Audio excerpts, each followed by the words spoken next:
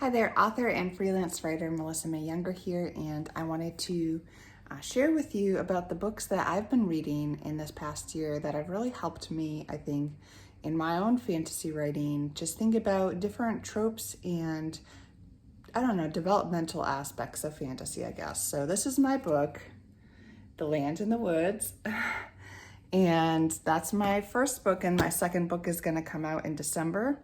And it's called The Forgotten Scroll. And then the third book, Lord willing, will come out in February, and that is called The Cursed Ruins, and I'm currently writing that during NaNoWriMo. So here are some books. So one of them, which I really enjoyed, is called Howl's Moving Castle. Okay, and so basically, you know, it says now a motion picture. This one was made into an anime film.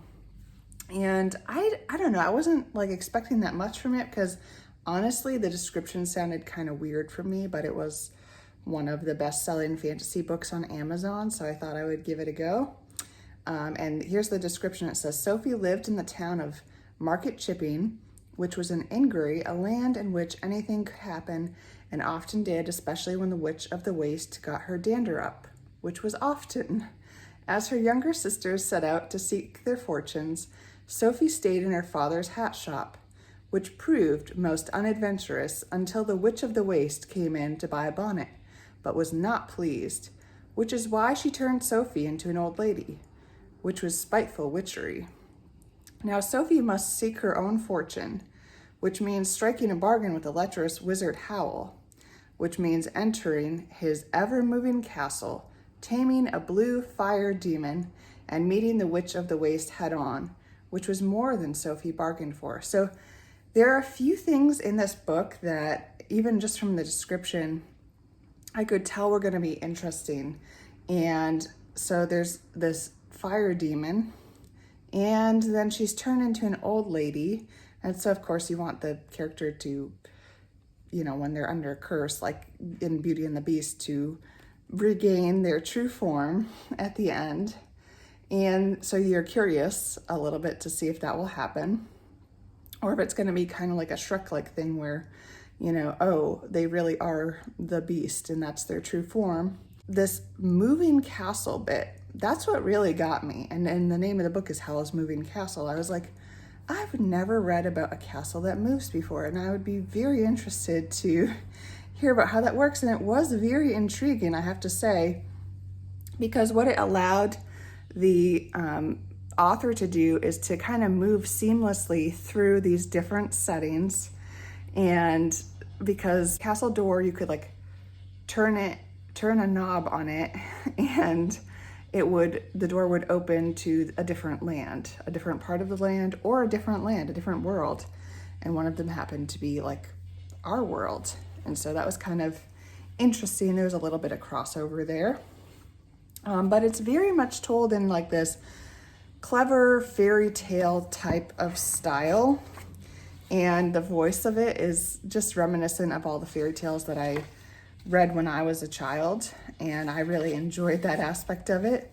And, you know, this kind of ordinary character who has to become the hero, and she's the unlikely hero. That's always like a favorite trope. I really enjoyed this book and would recommend it overall.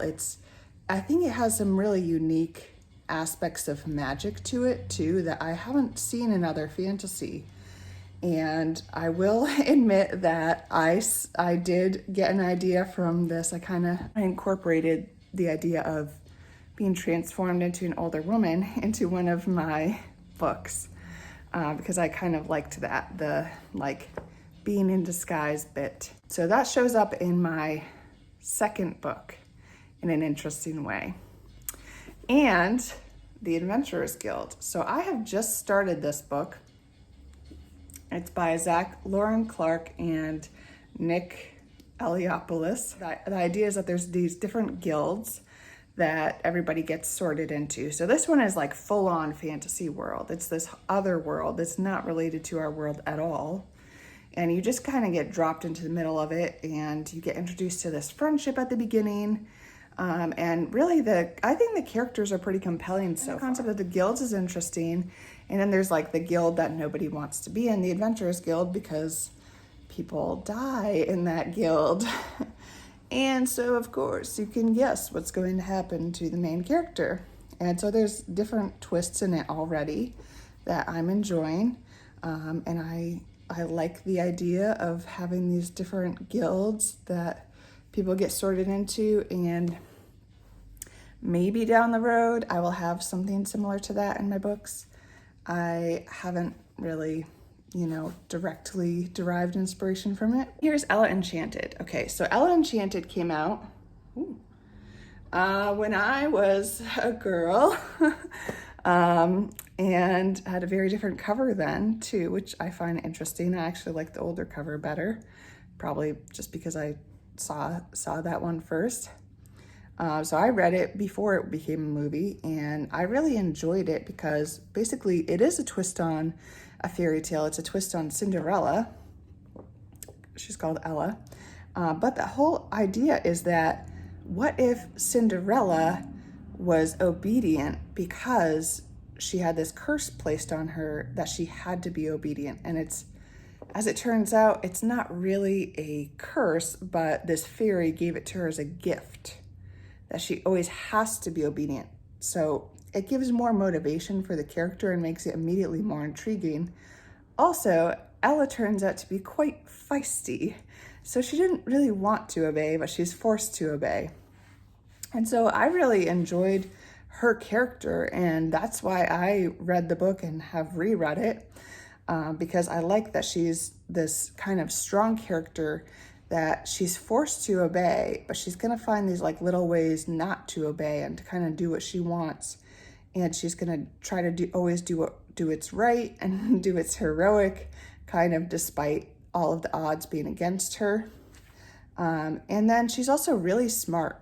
I loved that she like learns these different languages. She learns how to speak like the ogres, and the ogres have like this way of talking that basically like makes people want to do whatever they're saying. Like if they tell them to like jump into a boiling pot, they'll do it, so that they can eat them, of course, because that's what ogres do.